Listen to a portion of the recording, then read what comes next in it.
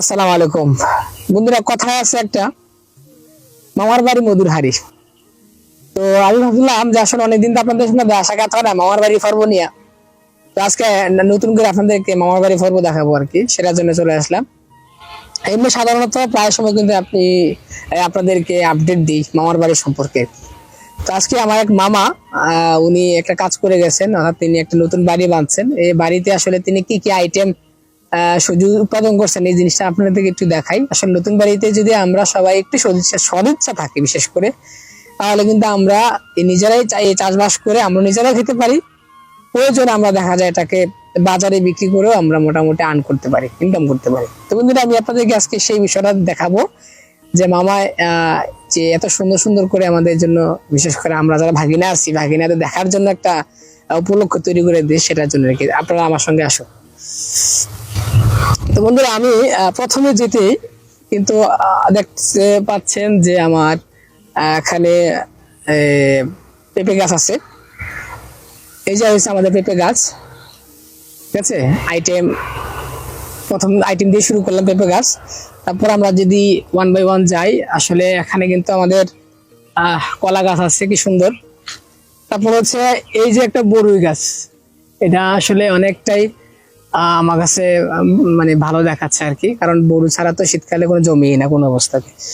তারপরে যদি আমরা এদিকে আসি, এই হচ্ছে আমাদের মরিচ গাছ, আমরা মরিচ লাগাইছে, ঠিক আছে। এই মরিচ গাছগুলো আসলে কিন্তু দেখতে যদিও সংখ্যা কম হয় কিন্তু অনেক সুন্দর। তারপর হচ্ছে আমাদের ওইদিকে আছে আমাদের পেঁপে গাছ আছে। তারপরে হচ্ছে আরো আছে, এই হচ্ছে আমাদের সবজির জন্য আসলে যেটা আমাদের সবচেয়ে বেশি ইম্পর্টেন্ট, আমরা খাবারের তালিকায় যেটা আসলে আমাদের না দিলে না হয়, ঠিক আছে। তারপরে হচ্ছে আমাদের এখানে আছে হচ্ছে পালং শাক। এই পালং শাকটাও কিন্তু আসলে আমাদের জন্য খুব উপকারী, বিশেষ করে আমরা এই মৌসুমটাতে কিন্তু প্রচুর পরিমাণে সবজি উৎপাদন হয়। তো বন্ধুরা, আমি যদি আরেকটু এদিকে যাই, তাহলে আপনারা দেখতে পাবেন যে আমার এই পাশে আছে হচ্ছে ফুলকপি, ঠিক আছে। ফুলকপি গাছ এখানেও আছে। তারপর আমার এই পাশে আছে হচ্ছে আপনার টমেটো। আসলে টমেটো গুলো কিন্তু এখনো পর্যন্ত পাকে নাই, আপনারা দেখেন একটু, এই সুন্দর টমেটো। তারপরে হচ্ছে এগুলা বড় হচ্ছে আর কি। তো বন্ধুরা, আমার এই পাশে কিন্তু আছে হচ্ছে আমাদের পেয়ারা গাছ। পেয়ারা গাছটা কিন্তু নতুন, যেহেতু সেক্ষেত্রে এখনো বড় হয় নাই। আমাদের আর পেঁপে গাছ আছে। এখানকার এই ফুলগুলো কিন্তু, ফুলকপি গুলো একটু সুন্দর, একটু জুম করে এই যে এখানে আছে, এখানে বড় বড় কিছু কপি হচ্ছে, কি সুন্দর সুন্দর। এখানে এই পাশে আছে টমেটো গাছ আছে, এই যে টমেটো গুলা। আসলে মামাকে অসংখ্য ধন্যবাদ যে মামা এত কষ্ট করে এত সুন্দর করে এই সবজিগুলো উৎপাদন করছে। আর এই পাশে হচ্ছে আমাদের বাঁধাকপি, ঠিক আছে।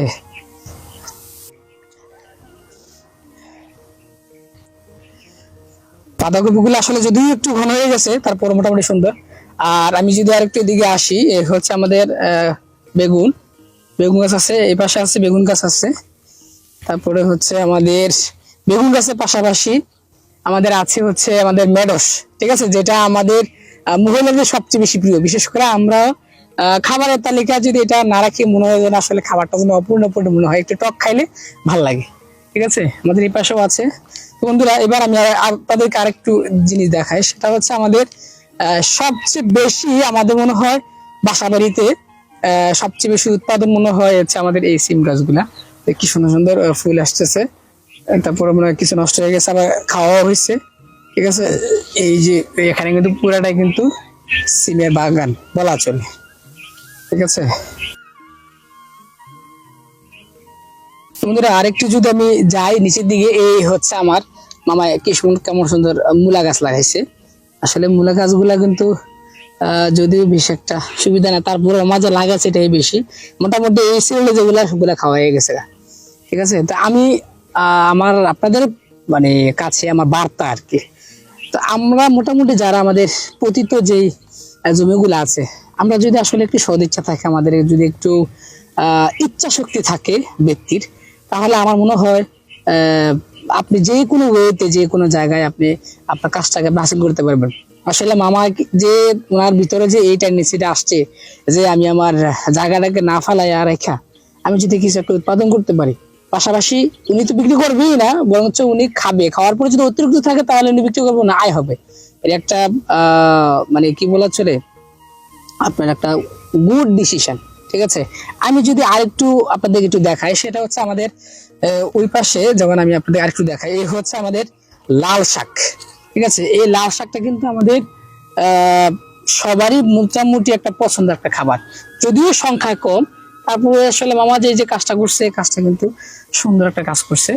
তো বন্ধুরা, এই হচ্ছে আমি আপনাদের কাছে আমার একটা বার্তা আর কি, যে আমরা যদি চাই যে আমাদের বাসা বাড়িটা বা আমাদের বাড়ির আশেপাশে যদি কোনো পতিত জমি থাকে, তাহলে আমরা এটাকে না ফেলে রেখে আমরা যদি কিছু সবজি উৎপাদন করতে পারি, আমরা আমাদের খাবারের পাশাপাশি আমরা এটাকে বিক্রি করতে পারলাম, আমরা আর্থিকভাবে সচ্ছল হলাম আর কি। তো বন্ধুরা, আমি আরেকটু আপনাদেরকে একটু ঘুরে দেখাই যে আমার মামার বাগান যে বাড়িটা করলো। বন্ধুরা, আসলে বড় গাছ, এখানে পেঁপে গাছ আছে, তারপরে হচ্ছে এখানেও পেঁপে গাছ, এখানেও পেঁপে গাছ। ঠিক আছে, অর্থাৎ মোটামুটি আলটিমেটলি আমাদের এখানে যে মেরেজ গাছ আছে, তো ওখানে কাঁঠাল গাছ আছে, তো এখানে আছে আমাদের পেয়ারা গাছ। তারপরে আমি যদি এখানে আসি, আসলে এই গাছটা এটা কি গাছ, এটা কৌসা, এটা কি, এটা কি করে এটা দিয়ে খায়? আচ্ছা আচ্ছা, এটার নাম আমি প্রথম শুনলাম আর কি, আমি জানতাম না। তারপরে এটা কি আমার, এটা ধনিয়া পাতা নাকি? আচ্ছা আচ্ছা, তাহলে ওইখানে তো ইয়ে করছিল না। আচ্ছা, তো বন্ধুরা, এই হচ্ছে আমার কাছে আপনাদের একটা মেসেজ, যে আমরা যদি চাই, আমরা যদি মানে চাইলেই হবে। আর আপনাদের কাছে আমার বার্তা একটাই, যে যদি আপনাদের আশেপাশে কোনো পতিত জমি থাকে, 1 শতক যদি হয়, 1/2 শতক যদি হয়, এটাকে না ফেলে রেখে কিছুটা হইলে আপনারা উৎপাদন কাজে নিবেশ করেন, মনোযোগ দেন, তাহলে আপনিও তো স্বাবলম্বী হইতে পারবেন, আপনার পরিবারও খাওয়া দাওয়া করতে পারবে, বিশেষ করে দেখা যায় আর অতিরিক্ত কোনো টাকা লাগতেছে না আর কি।